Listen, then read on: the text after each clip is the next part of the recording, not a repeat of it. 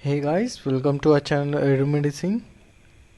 तो आज हम पढ़ने वाले हैं केस स्टडीज़ तो ऑन सोशल मोबिलिटी। तो आइए सबसे पहले केस स्टडी पढ़ते हैं। कौन सा? Glass study of 1949। ठीक है। तो देखिए, ग्लास स्टडी ऑफ 1949 में क्या हुआ था, मतलब इस स्टडी में, कि ये इंटर जनरेशनल मोबिलिटी की इसमें जांच की गई थी कि मान लीजिए इंटर जनरेशनल क्या होता है। जो डिफरेंट जनरेशन, जैसे फादर है, फिर सन है, ठीक है, फिर इसका ग्रैंड सन है, ठीक है। तो ये जनरेशन बाय जनरेशन जो मोबिलिटी होती है, ठीक है, उसको हम बोलते हैं इंटर जनरेशनल मोबिलिटी। ठीक है। तो इस ग्लास स्टडी में क्या था कि फादर और सन का, ठीक है, जो दोनों का जो जॉब ऑक्यूपेशनल स्टेटस है उसे कंपेयर किया जाएगा। ठीक है। और ये भी देखना था कि कितना हद तक सन जो होता है वो अपने फादर का जॉब अडॉप्ट करता है। ओके। तो इस स्टडी में मिला, क्या मिला? High degree of self recruitment. मतलब सन जो है वो जाके फादर की जो स्किल है या फिर जो फैक्ट्री है उसमें जाके खुद ही लग गए। शॉर्ट रेंज मोबिलिटी, अगर मूव किए तो शॉर्ट रेंज किए। और बफर जोन क्या होता है? जैसे मान लीजिए वैक्यूम होता है, दो चीज़ों के बीच में वैक्यूम होता है, ठीक है, कि इधर वाला उधर न जाए, उधर वाला इधर ना आए। ठीक उसी तरह एक बफर जोन है, ठीक है, ऑक्यूपेशनल हायरार्की में। ओके। तो ग्लास स्टडी ऑफ 1949 से हमें यह पता चला।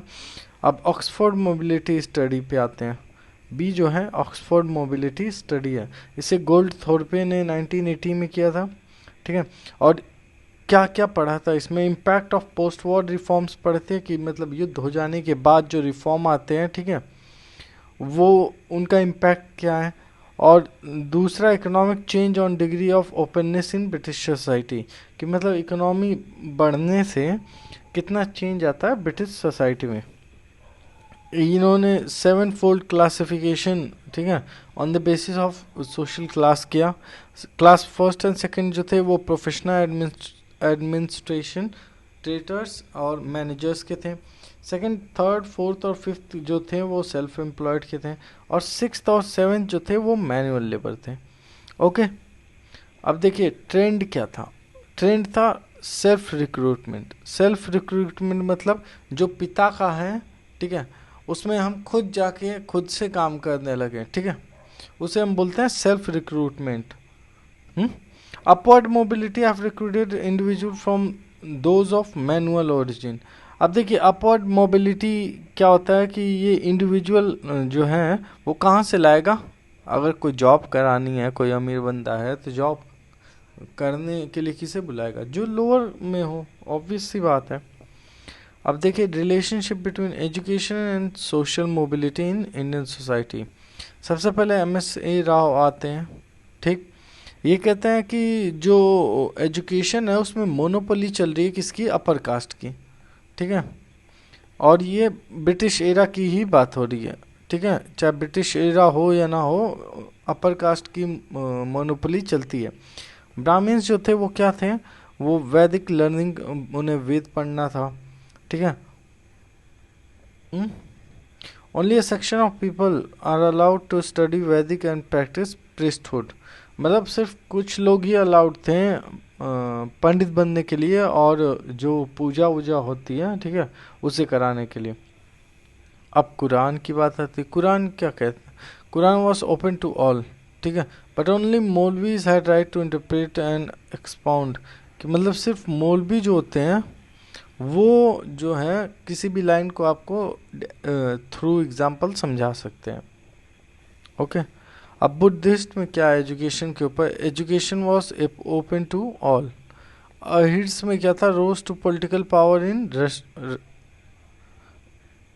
Sorry rose to political power in Rewari, sorry, I am sorry, मैं कंफ्यूज हो गया, Rewari, okay, REWARI, Rewari, okay. जो रेवाड़ी थी वहाँ पे अहिर्स रहते थे, ठीक है।